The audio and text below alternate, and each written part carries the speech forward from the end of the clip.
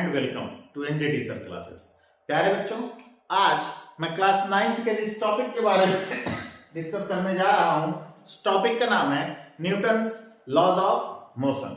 ठीक है, तो सबसे पहले हम न्यूटन्स के फर्स्ट लॉ के बारे में बात करेंगे। किसी भी बॉडी के न्यूटन्स लॉज ऑफ मोशन क्या है, तो आप ये समझ लीजिए, किसी भी बॉडी के motion, nature of motion, position, ठीक है, position, nature of motion and direction of motion को कंप्लीटली डिफाइन करने के लिए आफ्टर गैलीलियोज एक्सपेरिमेंट किसी भी बॉडी के मोशन को कंप्लीटली डिफाइन करने के लिए न्यूटन साहब ने 3 लॉज दिए। ठीक है, जिनके नेम क्या है, first law, second law and third law of motion. ठीक है, मैं फिर से दोहरा रहा हूं, आफ्टर गैलीलियोज एक्सपेरिमेंट, गैलीलियो साहब के first incline plane, single incline plane और डबल इंक्लाइन प्लेन के एक्सपेरिमेंट और उनके कंक्लूजन के बाद न्यूटन साहब ने किसी भी बॉडी के मोशन को कंप्लीटली डिफाइन करने के लिए 3 लॉज दिए। First law of motion, second law of motion and third law of motion.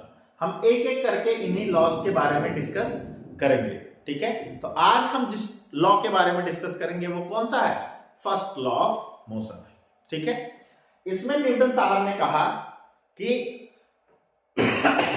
अगर कोई बॉडी रेस्ट में है, अगर कोई बॉडी रेस्ट में है या कोई बॉडी यूनिफॉर्म मोशन में है, अगर कोई बॉडी रेस्ट में है या कोई बॉडी यूनिफॉर्म मोशन में है, तो वह अपनी इस स्टेट को कंटिन्यूअसली बनाए रखेगी जब तक कि उस पर कोई एक्सटर्नल फोर्स ना लगाया जाए। ठीक है, क्या कहा, if an object is in rest और in uniform motion, when an object is in rest और in uniform motion, it will continue its state of rest और ऑफ मोशन, अपनी स्टेट ऑफ रेस्ट को या स्टेट ऑफ मोशन को continue बनाए रखेगी until an external force is not applied on it. ठीक है, when an object is in rest or in motion, it will continue its state of rest or of uniform motion until an external force is not applied on it. अगर कोई body rest में है तो वह rest में रहेगी, और अगर कोई बॉडी यूनिफॉर्म मोशन में है तो वो अपनी इसी स्टेट ऑफ मोशन को कंटिन्यू बनाए रखेगी। कब तक, जब तक कि उस पर कोई एक्सटर्नल फोर्स ना लगाया जाए तब तक। ठीक है, जैसा कि लोगों की आदत होती है, लोगों ने न्यूटन साहब से भी सवाल किया, क्यों, बिग क्वेश्चन मार्क था, व्हाई सो, ऐसा क्यों होता है कि अगर कोई बॉडी रेस्ट में है तो वो रेस्ट में ही क्यों रहती है, अगर कोई बॉडी मोशन में है तो वो मोशन में ही क्यों रहती है ना, रेस्ट में है तो मोशन में आ जाए, मोशन में है तो रेस्ट में आ जाए। तो न्यूटन साहब ने इसका बहुत सटीक जवाब दिया कि this is due to inertia, this is due to inertia. इस वाई का जो आंसर था, वाई का जो आंसर था वो क्या था बेटे, उस आंसर का नाम था इनर्शिया। क्या था, इनर्शिया। न्यूटन साहब ने कहा कि किसी भी बॉडी का इनर्शिया वो सबसे बड़ा फैक्टर है जो उस बॉडी को उसकी उसी स्टेट में उसको बनाए रखने में हेल्प करता है। अगर कोई बॉडी रेस्ट में है तो उस बॉडी का इनर्शिया उसको रेस्ट में बनाए रखता है, और अगर कोई बॉडी मोशन में है तो उस बॉडी का इनर्शिया उसको कंटिन्यू मोशन में बनाए रखता है। ठीक है, इनर्शिया को न्यूटन ने कहा कि ये मैसिव प्रॉपर्टी है।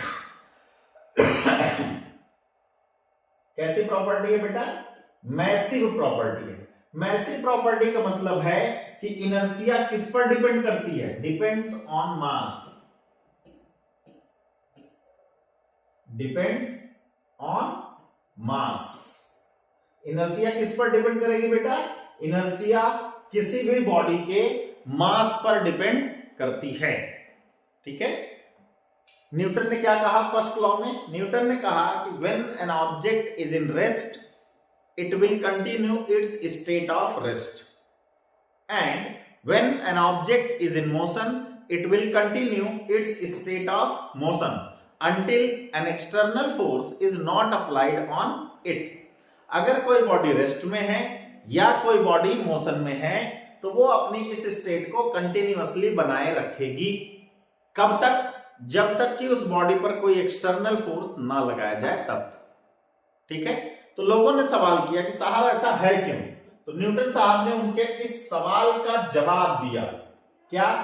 इनर्शिया। न्यूटन ने कहा कि इनर्शिया वो फैक्टर है जिसकी वजह से कोई भी बॉडी जिस स्टेट में है उसी स्टेट में अपने आप को बनाए रखती है, और ये जो इनर्शिया है ये किस पर डिपेंड करती है? मास पर डिपेंड करती है। इसलिए inertia is a kind of massive property. ठीक है, तो मैं उम्मीद करता हूं कि आपको न्यूटन का फर्स्ट लॉ समझ में आया होगा।